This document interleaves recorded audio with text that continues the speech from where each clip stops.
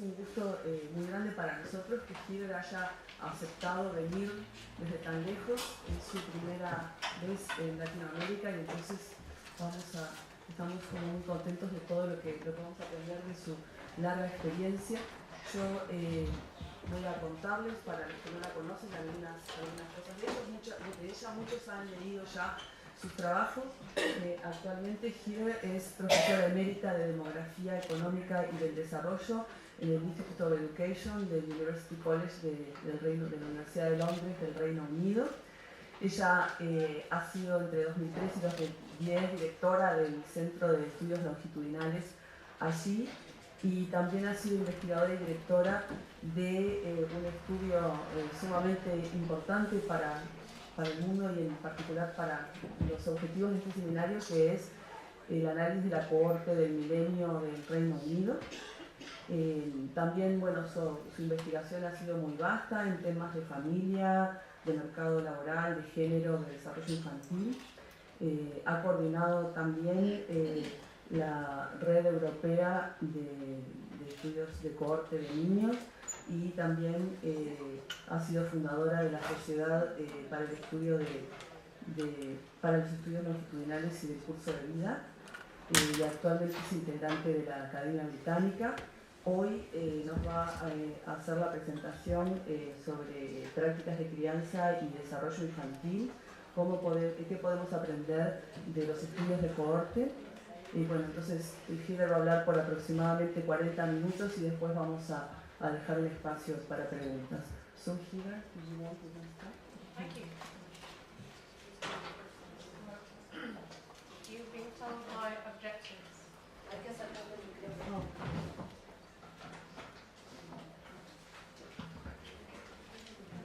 Okay? Can you hear me?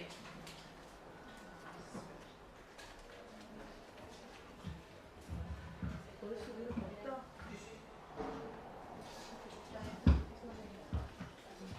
Testing, 1, 2, 3. Okay. So thank you very much for the invitation for my first visit to South America. Thank you also for the challenge of talking to you about parenting, which is not something I've focused on too much before, but I hope we will together make a journey through a new literature and a new subject by using the Millennium Cohort Study, which I do know something about, to illustrate how this idea has been implemented in data collection and in research. So I'm going to start by a great oversimplification of the story of child development. We can think of a child as having its biological origins and its social context, and somewhere in the middle is the child's home life, the parents, the mother and or the father, and it's the activities of these parents rather than their place in the social structure that the literature on parenting focuses. But this is only one part of a big picture. Parenting itself is extremely complicated. There are many aspects of parenting. There are usually two parents. Child development is complicated and complex and itself has many dimensions. And although I'll be focusing on influences running from the parents to the child, there are influences running in many directions in this story. We're going to try and look at a corner of a big tapestry. The influences are not just running from parent to child, but they run all over the place. So what do parents do when they are influencing their child's development? They nurture their child's physical health and its growth, but also its eventual independence. The parent birds hatch an egg in a nest and teach the little bird, they feed the little bird and then they teach the little bird to fly away. And the human parents have got that job too. Meanwhile, they transmit know-how, they transmit social norms, they transmit their values, they transmit aspects of the culture, and most importantly, they transmit their resources in the economic and social structure. And they don't always do good to their children either. Some parents do harm. In the studies I'll be talking about, there are a large number of parental activities which sometimes at least get considered as parenting activities. On the left-hand side, top left-hand corner, there are things that parents do with their children. Then there's the structuring of family life, the setting of rules, the implementation of rules and discipline. There's the statement of values and objectives. On this side of I'm starting listing activities which don't necessarily get called parenting by all authors. Breastfeeding, smoking. Smoking in pregnancy could be regarded as a form of negative parenting. Smoking in the presence of your children could be regarded as bad parenting. Smoking anyway could be regarded as bad parenting because it's setting a bad example. Then there's a list of other elements here which have been considered, sometimes, but not by all authors.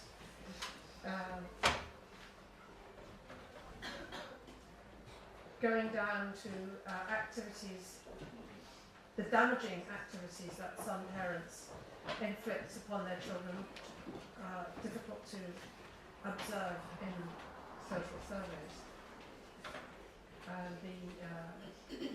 If you can see different little colours on the side of these items, they reappear in categories that have been used by the researchers. I'm going to quote, to categorise the type of activity that is considered to be parenting. Why are we interested in studying parenting? One very good reason is that it enables us to get a better understanding of the quality of family life, of the quality of relationships between parents and their children. But particularly for the literature I'm going to move on to, people are interested in parenting because they think it affects how children turn out. It affects children's outcomes. And in particular, it is considered that the different sorts of behaviours of parents with different levels of social and economic resources mediate or account for the different outcomes of rich and poor children. If parenting behaviour is the vehicle through which social inequalities are reproduced, it may also be the vehicle through which policies can redress those social inequalities. And it is particularly attractive to politicians who get the idea that it's easier to redress differences in parenting behaviour than to redress differences in social and economic resources. So this is a line of thought that both economics and psychology thinks of parents as investing in their children and producing good outcomes. And the idea that parental investment is of interest and important, it's often thought to focus on the very early years when the children's brains are more malleable and before other institutions come to play in also shaping the child's development. So at least in the UK there's a big controversy about how important parenting is. And we'll have a look at one study on which the claim has been based that what parents do is more important than who they are. That it's the activities in the home rather than the resources in the home that generate, that are important for predicting children's outcomes. But before we turn to the particular evidence collected in the UK, here are some general considerations about how one might be, one or you may be wanting to collect evidence about parenting behaviour. Some of the evidence that parenting behaviour, parenting makes a difference comes from detailed, very intensive parenting intervention studies, which do at least show that you can teach bad parents, poor parents, better techniques, but they don't usually last long enough to see whether that makes a long-term difference to the children. If you're studying parenting, you can get the information from a number of sources. You can ask mothers, you can ask fathers, you can ask the teachers, you can ask your survey researchers to observe how the parents and the children interact. And you can ask the children themselves when they're old enough to tell you whatever old enough means. When they're teenagers, they certainly have their own opinions and will probably be quite willing to tell you. And when they're adults, they can be asked to look back on their experience of their relationships with their parents when they were children. Now, the outcomes that can be linked to evidence about parents' behaviour include measures of children's cognitive development, of their psychological adjustment, and of their physical growth. And researchers have combined all these different sources of evidence in a variety of different ways. There's usually, you don't just collect one variable, which is called parenting. There are many pieces of information which researchers combine in different ways into scales and averages, selecting in different ways. And they also use different modelling strategies which may reflect the discipline that they've come from. So large multi-purpose longitudinal surveys are a good place to start when you need multiple pieces of information covering many domains of life and following your subjects through time. But there are some limitations to what such surveys can do. There are limitations to longitudinal surveys in general because they cost a lot of money.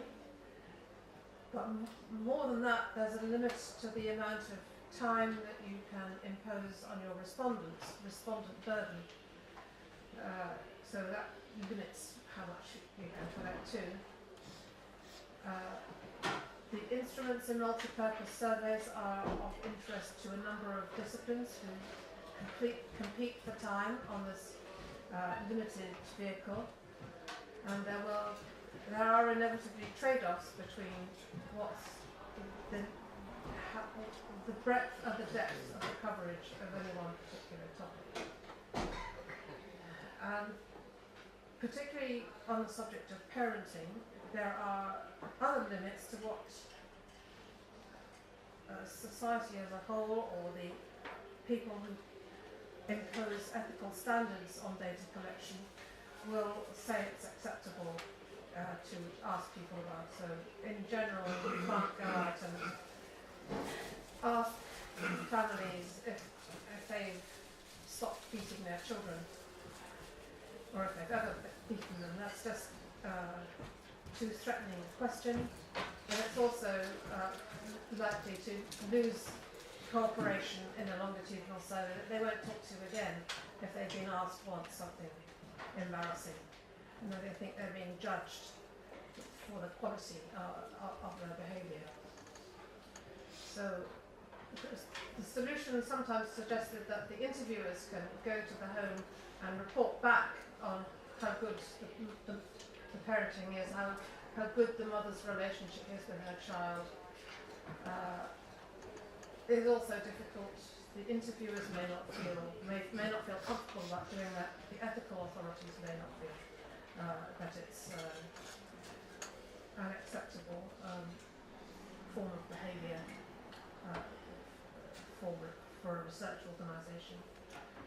And the alternative of finding out about the children in your cohort, about if they have come to the notice of, say, if family troubles have been noticed by either the school or the social work, linking administrative records, as was mentioned earlier on, that too may not be ethically acceptable. If you have to tell the families you're working with what sort of information will be added in, they may not want their social work records to be investigated. So now we can turn to how the Millennium Cohort Study has collected information about parenting and connected it with information about child development. I'm going to be telling you more about the Millennium Cohort Study in another session, but very briefly, it is a study of the whole of the United Kingdom, including the 3 smaller countries, Scotland, Wales and Northern Ireland. It started off with over 19,000 children born over a year from year 2000 onwards, and it's attempting to follow them throughout their lives. So far there have been studies that we can analyse at 9 months, 3 years, 5 years, 7 years and 11, and the 14-year-olds are being surveyed right now. The 17-year-old survey is being planned, and the intention is that it should be followed into adulthood. It's one of 5 national birth cohort studies in the UK. I'll tell you a bit about some of the early ones in a minute. It certainly is a multi-purpose and multi-subject study, and this is just a very brief summary of the types of information that are collected about the children and about their parents during the first 5 sweeps. I'm not going to read it out, but you name it, it's probably there. The questions about parenting are derived from the questions to both fathers and mothers. This is a summary of some of the information we've collected about or from the fathers. 86% of them were present when the child was born, which is a sign of the times. It would not have been anything like that 50 years before. And I don't know what it's like in Uruguay, but this is an indicator of father's involvement at least 9 months after conception. Even when the child is born, these British fathers take quite a substantial role in baby care when the children are 9 months old. And as they're into age 5 and age 7, we still see quite a lot of fathers, not the majority, but involved in childcare. By age 7, 1/4 of the fathers had left the cohort child. They'd moved on to another home or another partnership. But those who had parted company with the cohort child, 2/3 of them remained in some form of contact. So the father's bit of parenting is not negligible. Here's a couple of slides describing some of the activities in my top left-hand corner, coded gold. Activities with the child. Reading to the child is a sort of star variable that everybody uses. It's 80% of the mothers reported reading with the child at age 3 and age 5. Plus at age 7, the children are all at school and can read for themselves, but still the vast majority. Fathers are also fairly active in reading to the child. Also in the gold corner, but not so much studied, except by people interested in obesity, are the activities of physical activities with their parents. And here we have a role where the fathers take the lead, which is they're more likely to play physical games and sports than mothers. Feminists would say, oh well, fathers only do the things that are fun.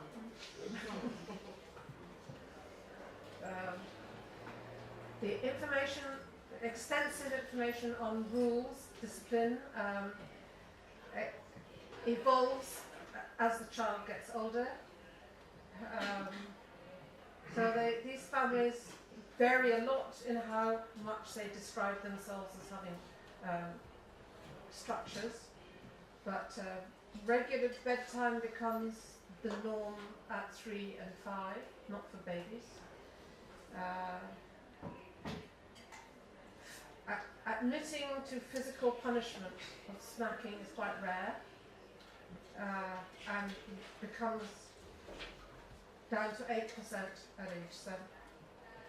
And by the time the children are 11, the questions arise about how much of their time is supervised. So you can see that parenting is something that evolves with the age of the child, and as they're moving towards flying the nest, some of these parents are preparing for their children to cope without them.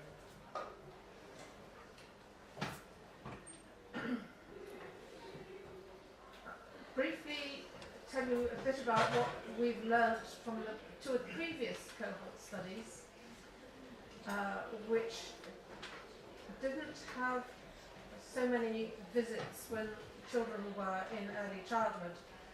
Age 7 was the first childhood follow-up study of the 1958 cohort.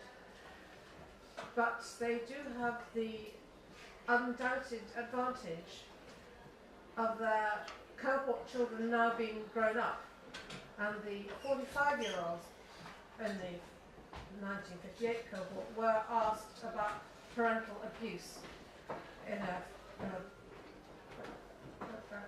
confidential retrospective self-completion study as part of a biomedical follow-up. And those who reported parental abuse had generally poorer mental health as adults, as you will not be surprised to learn, but which is quite surprising to be able to document. We've also got evidence of poor parenting being associated with poorer mental health in both the 1958 and 1970 cohorts, and poorer eventual educational attainment in the 1970 cohort. So the next slide is also about the findings of another longitudinal study, not one of the national birth cohorts, but of a study called EPI. Effective provision of preschool education, which is a longitudinal study which recruited 3-year-old children just before the beginning of the millennium, so they're born in the middle of the 1990s. And it's a study of school effectiveness, so it's very structured around children either being in an early education setting or in a control group who were living at home with their parents. And the results of this is being followed right through, they're still being followed into the end of secondary school, but the sort of famous results of the first survey was much declared by its authors and by the delighted politicians. what parents do is more important than who they are. These are the estimates on which this statement is based. The yellow lines are estimates of effect sizes going up to 0.7 for of a combined home learning inventory whose components are given on the right hand side of the slide on literacy and numeracy at age 5.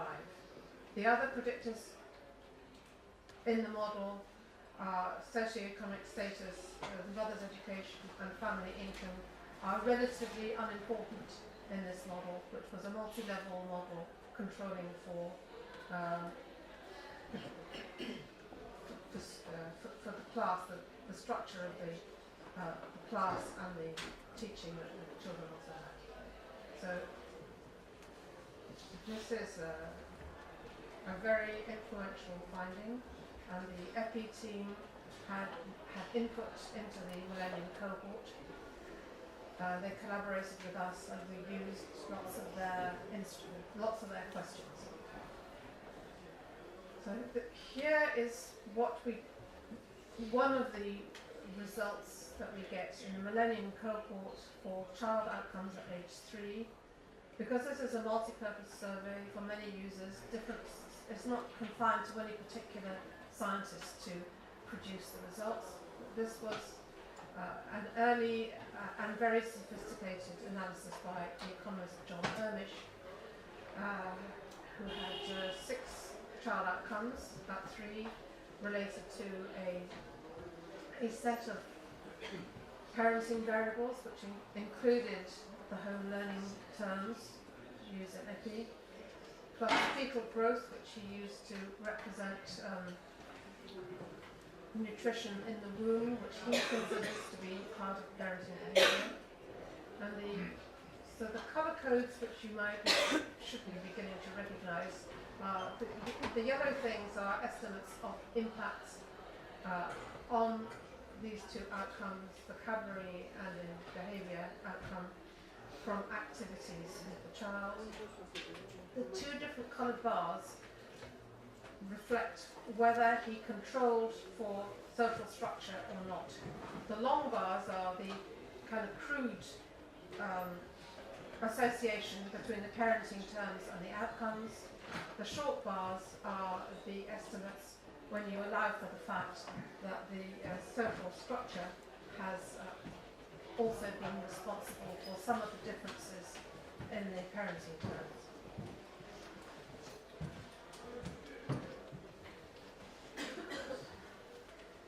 Anyway, he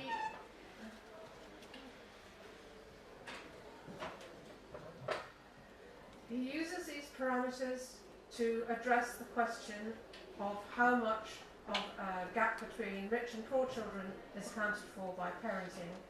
And of course, a lot of it is accounted for if you take the long versions of these estimates, like 2/3 of the gap between rich and poor children are accounted for by the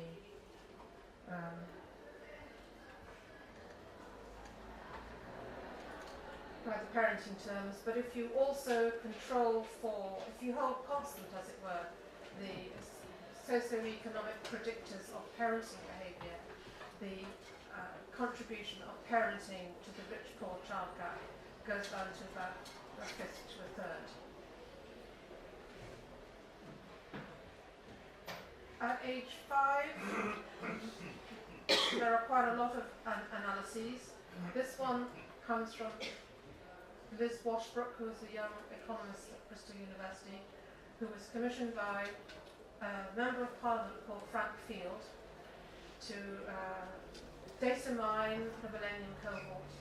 And although she's produced more sophisticated analyses since then, I've taken this from her first report because it shows you the huge number of variables that she put into the pot to look for associations between parenting and 3 types of outputs. Outputs that I've got here, outcomes at 5, combined cognitive score, a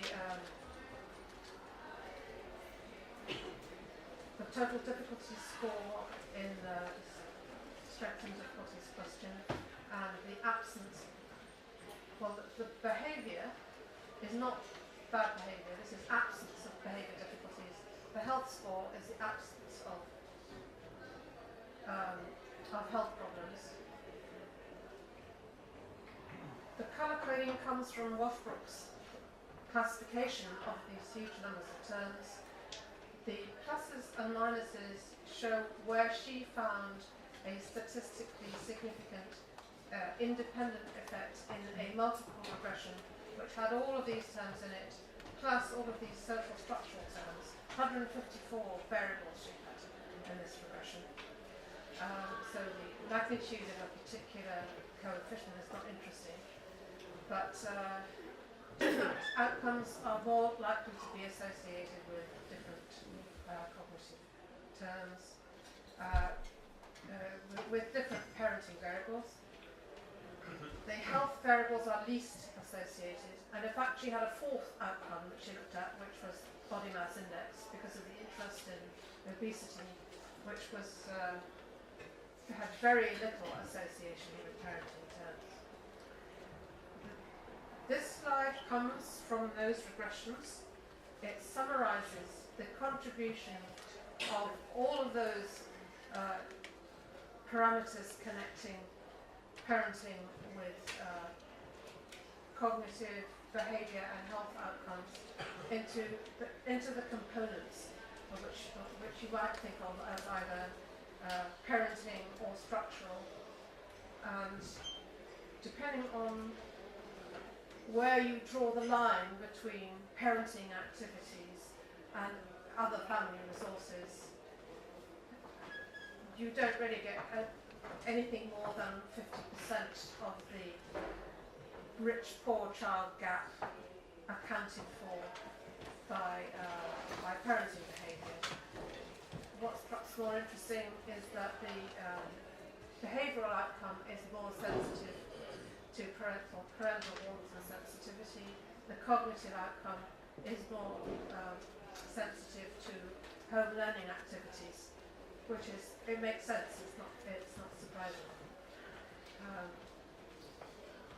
Her sponsor wanted to claim that parenting accounted for virtually all of the rich-poor difference, and he, in the report he used, he said that virtually all of the difference between rich and poor children was accounted for by what he called key drivers. At that point, he'd added in parental education as being a key driver. So if you thought of everything apart from family resources and family structure, those variables do account for more than half of the rich-poor gap. But if you treat as parenting just the first three colours, the learning, the warmth and the rules, it's less than 40%. So you can pick your definition and take your choice. There's not one answer. Various other people studying age 5 outcomes addressed a similar question. A paper with Kathy Silver was a co-author with Lorraine Dean, who came up with about 25% of a differently defined rich-poor gap associated with parenting. Kiernan and Metzar came up with 40 to 45%, and yet another rich-poor gap associated with a very, very comprehensive list of variables for their parenting index, which included information on nutrition, but did not include any information on what the fathers were doing.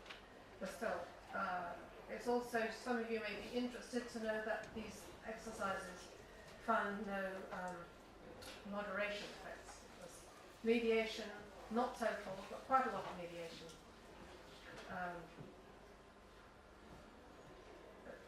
But it didn't, the parenting effects weren't dependent on how rich the parents were. Kiernan and Huerta showed that parenting mediated the pathway from maternal depression to age 3 outcomes. At age 7, I'll try to speed up, we have a similar sort of picture that estimates connected with home learning are not as important as estimates connected with structure. These are an analysis of cognitive outcomes at 7. The structured home environment is a little more important than it was at age 3, but not that much more important. This summarising is another analysis of academic scores of the 7-year-olds, predictors or risk factors of which were significantly related to child outcomes. So some of the parenting ones are in there, but they are not the whole story, and these things coded green to do with the family's social structure were more important. Now here's one to do with parental education. Your father can't read, you don't do very well at school, for example.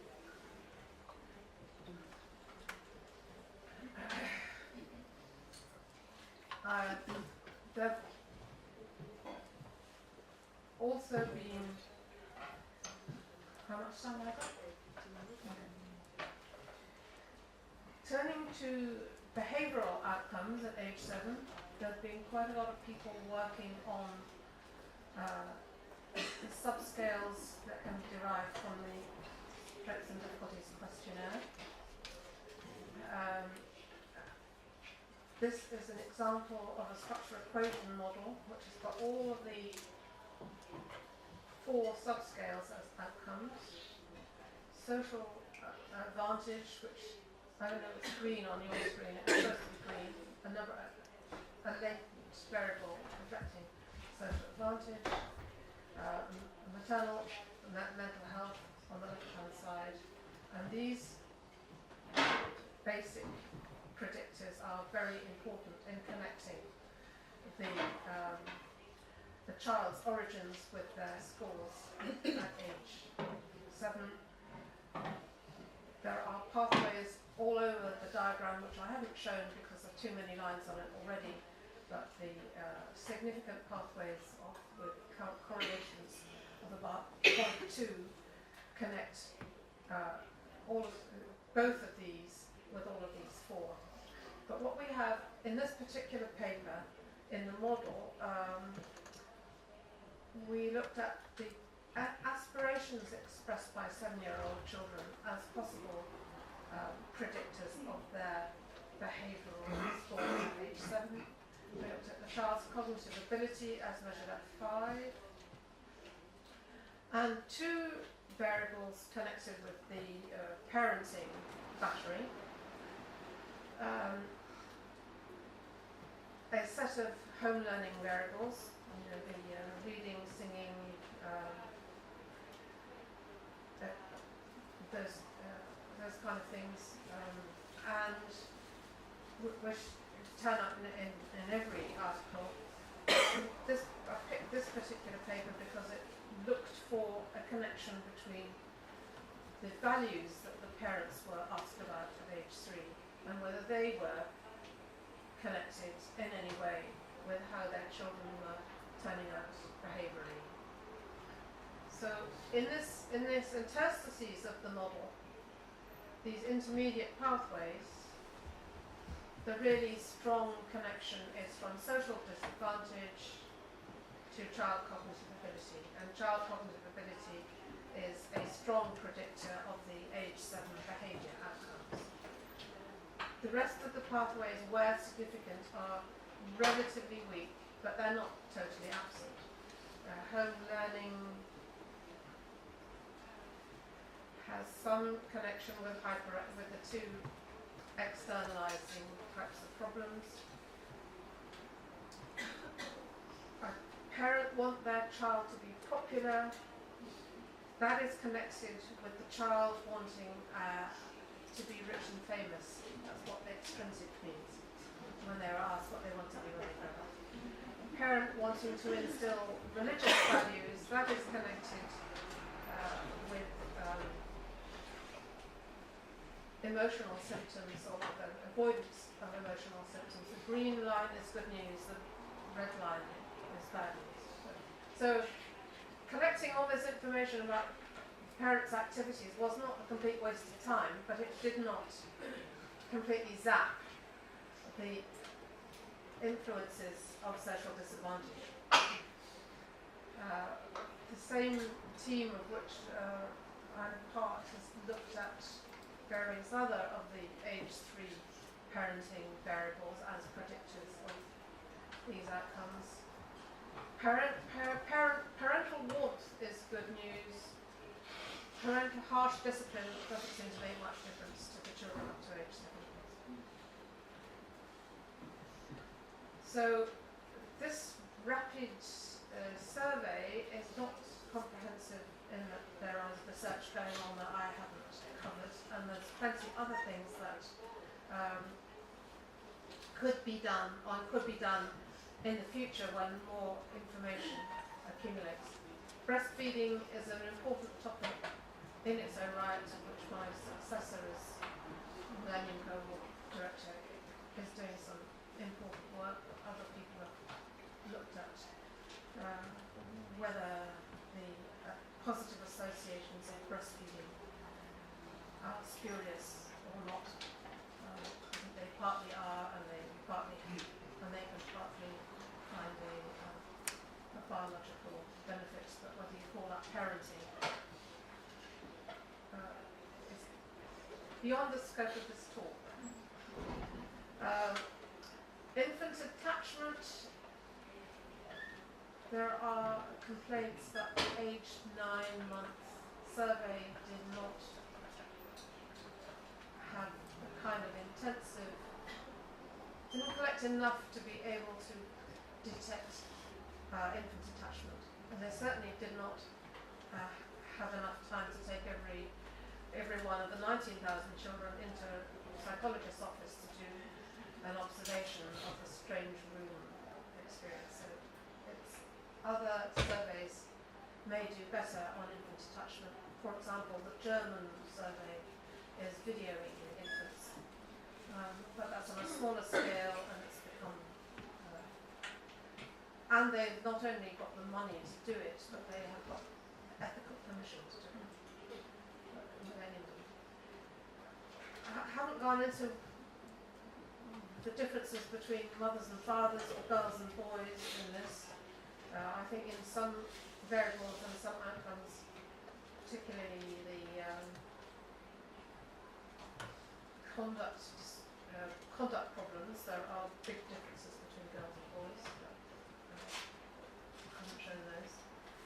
Grandparents, we know something about how the grandparents interact with the children. That's quite complicated because it's tied in with them being a substitute source or a supplementary source of daycare for working parents. I'm not saying grandparents aren't important, I just haven't put them in this talk. Now, childcare was one of the variables in Washbrook's 154 variable exercise, but it's not the only one that's failed to find any statistical association with child outcomes. So that's why that's not there. Employment and parental leave is a topic. How much the parents are involved in schooling was a very important predictor for the studies that took place in the 1950s and 1970s.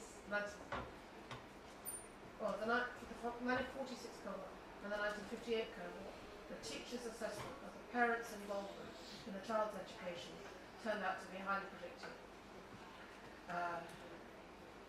I'm not sure that that's going to appear in the Millennium cohort because it's because there's a social respectability bias in responses given to that question. There is a study which I haven't told you about in any great detail done by Lucinda Platt about how parental breakup impinges upon, has a long-term impact, perhaps eventually on the child, but on the mother's parenting competence, which is quite interesting. We don't know how these children are going to behave as parents in the future, but I think we all know that parenting behaviour is probably learnt at home, so we'll in due course be able to see. Some of you may have spotted that in more than one of the slides I put up, television viewing, which is thought to be bad, actually is positively associated with cognitive outcomes. And why that is, we don't yet know, but it's quite interesting.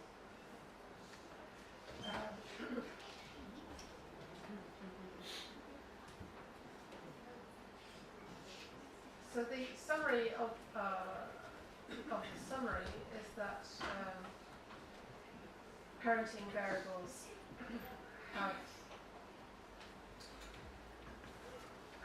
are shown to have significant independent associations with measures of children's cognitive and non-cognitive ability. These are observational data, so we can't be sure that it's causal. How big the effects that are estimated depend on what you count as parenting, what else is held constant, what the outcome is, and how old the child is, and possibly whether it's a girl or boy. The home learning environment is more important for cognitive and academic outcomes, parental warmth and style more important for child mental health. The evidence that parenting mediates income and mental health gaps in children's development. There is evidence that it mediates, but less that it moderates. Something which I should have put right at the beginning is that for all the enormous numbers of variables that have been thrown into enormous numbers of regressions, a lot of variation between children remains unexplained. They are laws unto themselves. These are not deterministic laws. Children conform to some extent to the law of random results, which is the most comforting thing that a parent can know.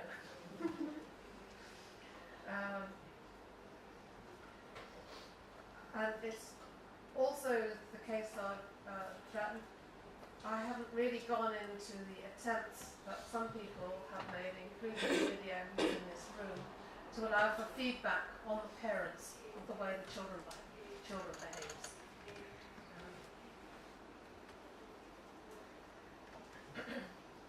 The mediation or gap accounting ranged from 20 to 50%, according to how you define the gaps.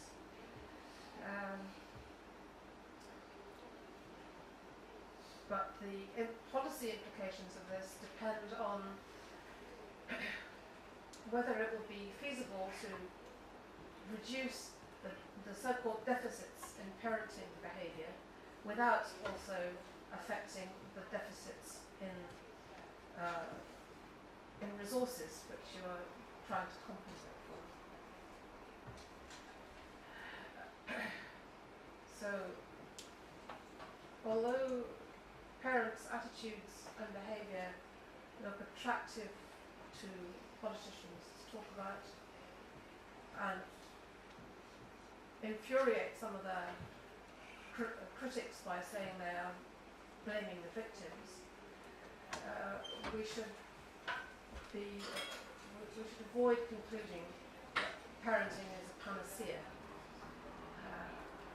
And we should be careful that interventions to improve parenting are not intrusive, and they should recognise that there are economic and cultural constraints that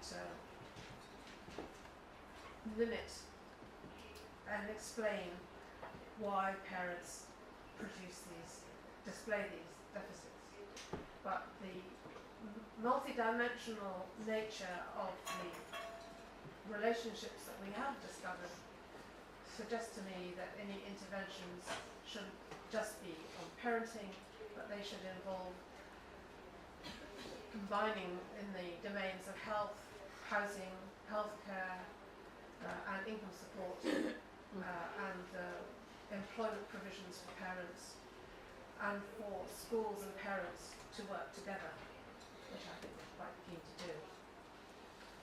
So parenting is not unimportant. It's sometimes stressful, and that parents undertake these activities needs to be praised rather than blamed, just like naughty children. For data collection, the first thing to remember is that you need to keep the cooperation of your informants. Don't ask them questions about which they are uncomfortable. And within a multi-purpose survey, the questions should be acceptable and ethical. They should be economical of survey time and of respondent time, which is almost the same thing. It's not worth having questions in there if they're not going to predict future outcomes. And this includes variables that describe what everybody does. There's no variance in the variable. It doesn't pay its way on its time on the instrument. You may find yourself messing about with standard inventories, and you will have to choose how often to repeat questions in repeated surveys, and how many informants to ask about the same thing. And if you triangulate, you will not get the same answer. So do you think that is a blessing or not? I would hope if you're doing this, you've got time to do your own piloting, informed by what's worked elsewhere. And I would hope that you've got time to triangulate the different sources of informants, if that's ethically possible.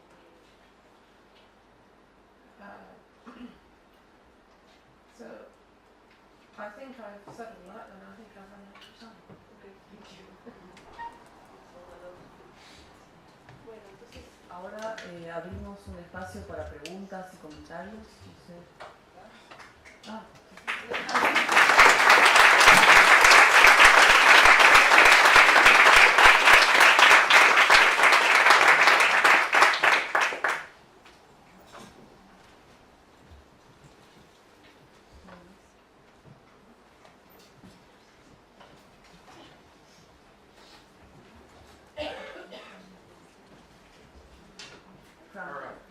I'll break the ice. Heather, you mentioned something about this in passing, but what am I doing? I see. We need a mic. Will this work? No? All right. Okay.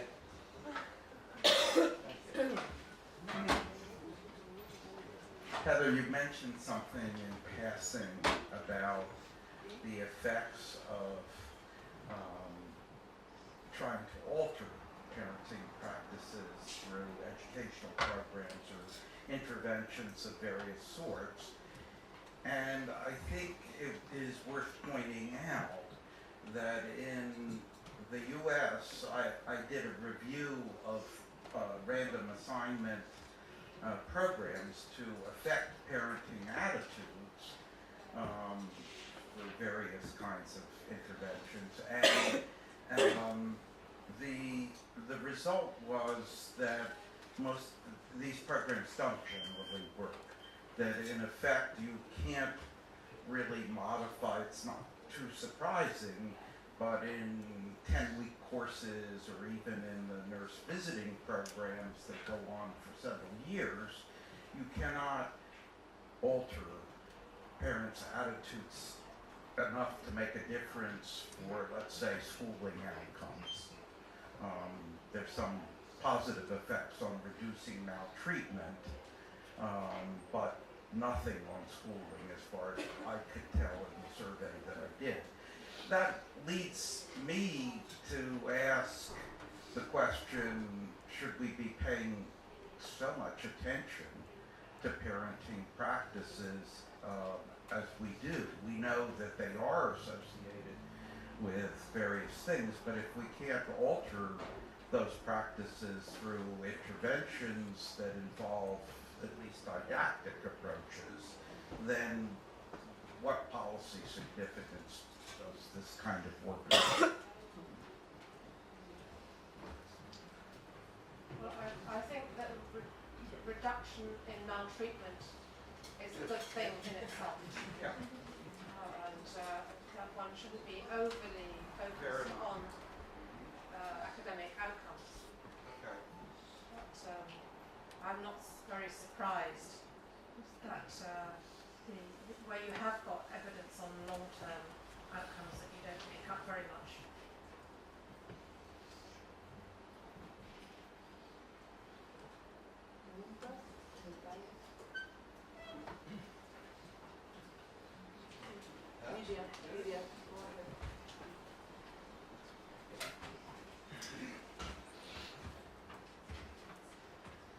Hi. So I guess my question is, because I was always uncomfortable with the idea of intervening on parenting. I do see the point that it's kind of victim blaming, and also if you want to create interventions which don't seem to work much anyways, they're quite stigmatizing as well. And who's going to take them up anyways if you label them parenting classes and however you go. And you talked about sort of social constraints that we forget about often. Sort of parents like have behaviors within their environment, within the constraints of their environment. And my question, I guess, is how the way that we collect data is on households. And we never, we look at parenting because we can collect information that, and we talked a lot about, well, families are constrained, but it always stays anecdotal and what we think based on theory. But how do you think we could integrate more of this kind of wider, so when you're looking at the development model, we're looking at the child, we're looking at the family, sometimes we look at the schools maximum, but how could we integrate more of those variables into our longitudinal studies? Can we? Maybe not. I think that the constraints on poor families are what's accounting for the other 60% of the gap.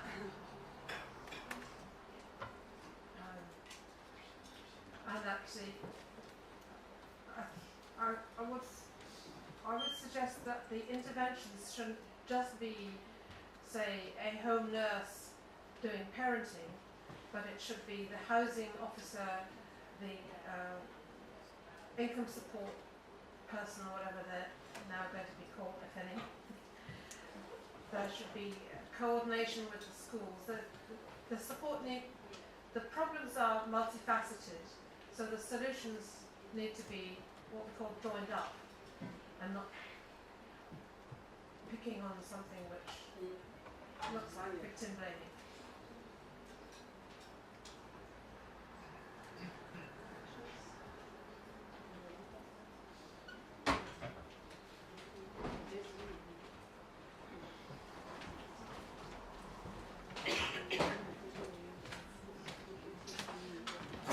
I have two related questions.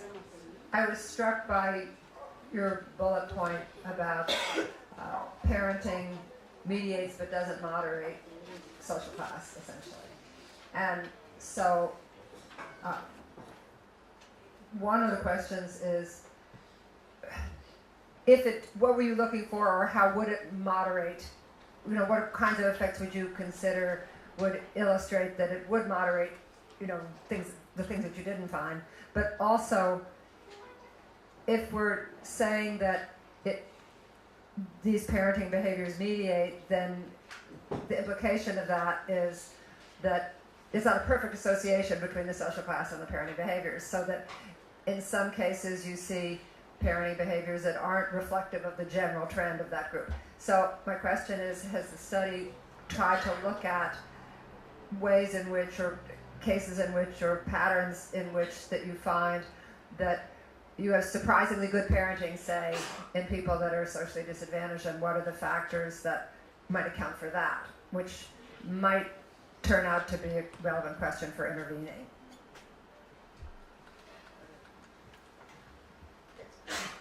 I think there certainly are parents who buck the trend, because these aren't very well determined models anyway. I can't offhand think of any analyses that have gone into great depth to see if this kind of parenting resilience, as it were, can be explained away. There's something in the work of Vanessa Moulton, who was the first author of SEM, where she's got stuff on the grandparents. A working class child with a mother who's been socially downwardly mobile seems to benefit from the heritage of the middle class grandparents, for example. Now, as far as moderation goes,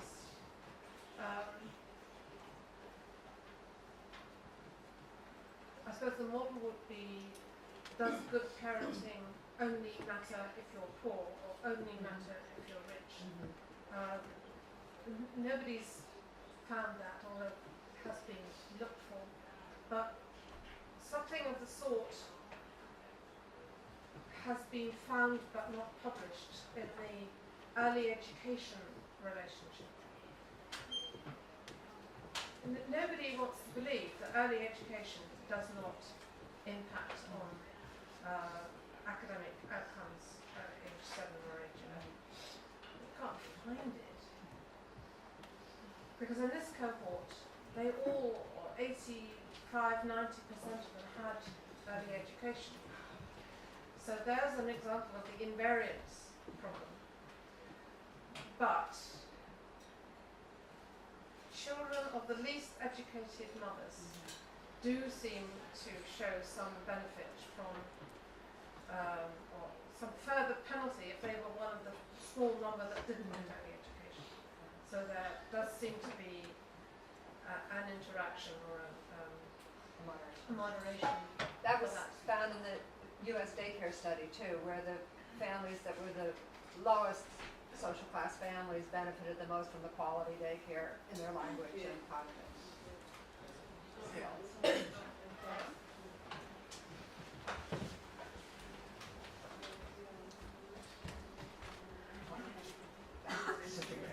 I just was saying that finding, a related finding, was in the U.S. daycare study, where the most disadvantaged families, the children benefited the most from the quality daycare because it had a bigger impact on their language development, whereas the families that kind of were more middle-class families didn't benefit from the daycare environment particularly.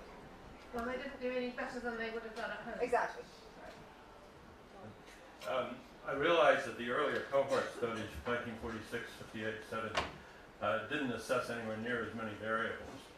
But were there enough variables in common among those studies to enable you to compare secular changes and conceivably relate it to things like the much wider distribution of early education now than would have been true earlier? You did mention something about fathers being much more likely, I think, to be present at the child's birth, and you probably don't have data from previous cohorts on that, but has there been any effort, or is it at all feasible to make comparisons for secular changes? Because you do have data over such a long period, from 46 to 2002, and if there are secular changes in the things that were measured, it's a long enough period to identify them. Well, the secular change is quite interesting because questions were asked in completely different ways in the 1950s. All that we know about children's emotional problems in the 46 cohort is whether they wet the bed. So that's the indicator for emotional problems in a child is questions about bedwetting and questions to health visitors and teachers about the child's behavioural problems. The mothers weren't asked, or certainly not the fathers weren't asked. The secular change is taking extreme. In the 46 cohort, your informants are professionals. Mothers are slight, and possibly the mothers for some information. And in the millennium cohort, you can't ask the professionals because they're too busy or it's not ethical. And you can ask mothers and fathers. And you ask them at frequent intervals in early childhood. And you have fairly well stabilised instruments that have been used in other surveys. And we use the Goodman's Strengths and Difficulties questionnaire, which we claim can be compared with the child behaviour checklist. I don't know if you'd agree, but we do.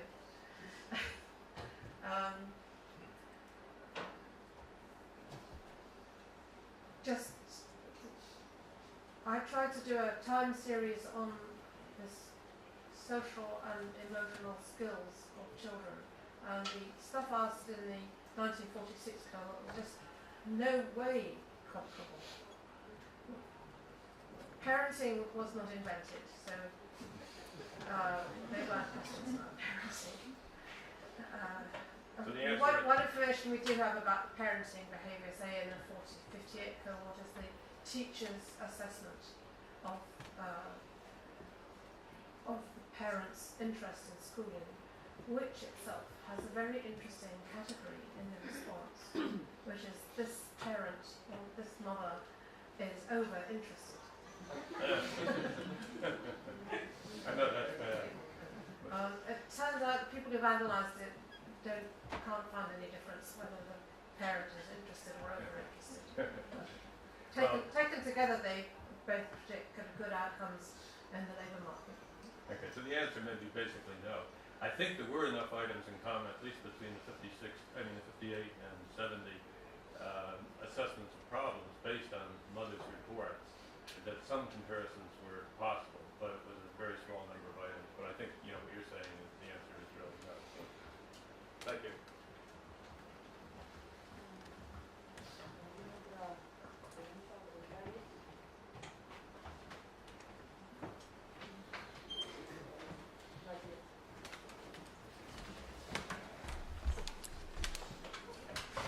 Buen día. La pregunta para Ger apunta primero a recoger un poquito algunos trabajos de ella previos, donde ha mostrado cómo la transición a la maternidad, el inicio de la maternidad en Reino Unido ha estado asociado a un proceso de polarización, con una creciente diferencia entre en la edad en la que las mujeres tienen sus primeros hijos, entre los sectores con mayores y menores recursos, y se sabe que la edad del primer hijo está fuertemente asociada con los recursos que dispone el hogar, con términos económicos, educativos, y probablemente también con un contexto conyugal, de pareja o de arreglos familiares en el hogar. Pero la pregunta que le quería plantear es si existe evidencia o sumaria evidencia en función de los trabajos realizados con las cortes en Reino Unido sobre el efecto de la edad del primer hijo en los estilos de prácticas de crianza parental. En términos de si eso refleja una mayor o menor preparación emocional o madurez para enfrentar la crianza. Gracias.